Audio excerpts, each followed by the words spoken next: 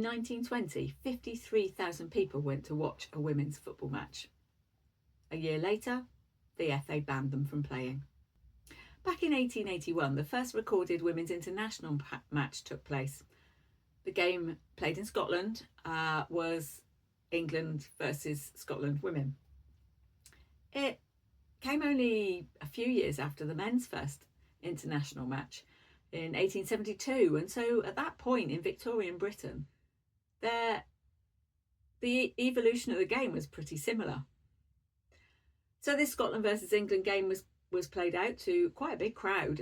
People were interested, were fascinated at the idea of women playing football. Yeah, it was a bit of a novelty at the time, but nonetheless, it was organised and went ahead. Scotland won 3-0, and the first recorded goal scorer for women was Lily St Clair. So it was a success, and a week later they played another game down in Glasgow. Same teams, England versus Scotland, but it didn't go in quite the same way. Early in the match there was a little bit of heckling, and it got a bit nastier as time went on, and then it turned violent. The women players ended up having to escape in an omnibus to get away from the violent crowds.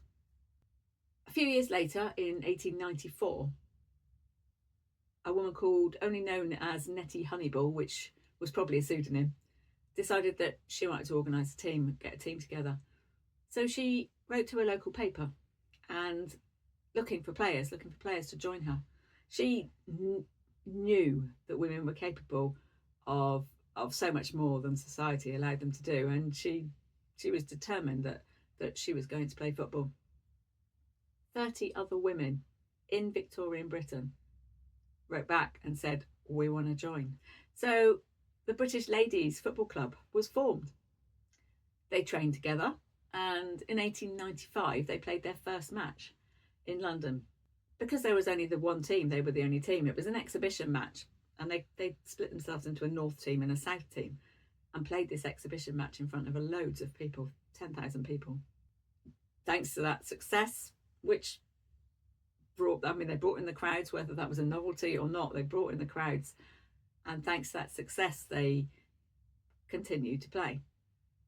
They got financial backing from a woman named Lady Florence Dixie, who was a keen sportswoman herself. And she helped them to put together tours so they could play more matches and spread the word around the British Isles.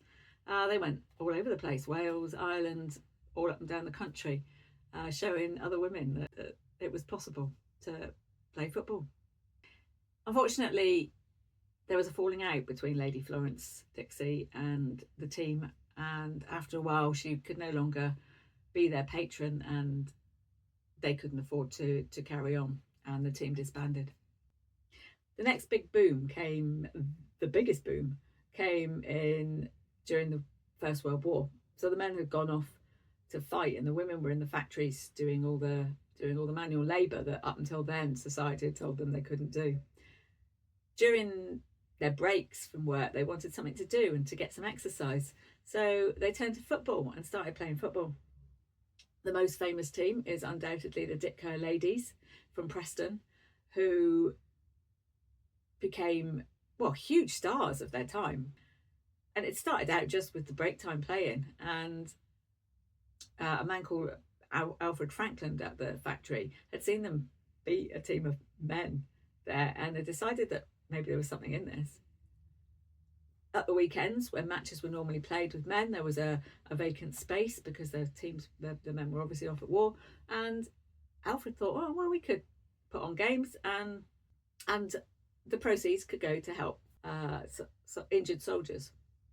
There were lots of these factories with women's teams, and the teams from the local factories would get together at the weekend and play matches. They were really popular because there were no longer any men's matches at the weekend, and people needed something to distract them from the horrors of war. Some of these games drew crowds of tens of thousands of people. Dick Kerr Ladies in particular drew huge crowds. They had famous players. Lily Parr was the first superstar of football, and apparently scored over 1,000 goals during her career. They got more and more popular, and people came to watch, and more teams developed from factories. And then wars came to an end, and the men came home, and the women were expected just to fade away back into the background. But they didn't. And in 1920, December 1920, Boxing Day, there was a game involving Dick Kerr ladies at Goodison Park, Everton's ground, and 53,000 people came to watch. Now the men were back playing football, and yet the women were still drawing these enormous crowds, and the English FA got twitchy. They were worried that this would affect the popularity of the men's game, so they decided that they needed to do something about it. So they banned women from playing on FA pitches, from using their facilities, and forced them into playing any games they could then at parks or recreation grounds or scraps of land, anywhere they could. They effectively banned the game by stopping them playing on proper football pitches. Women's football was popular in the 1920s. So popular that the FA tried to shut them down.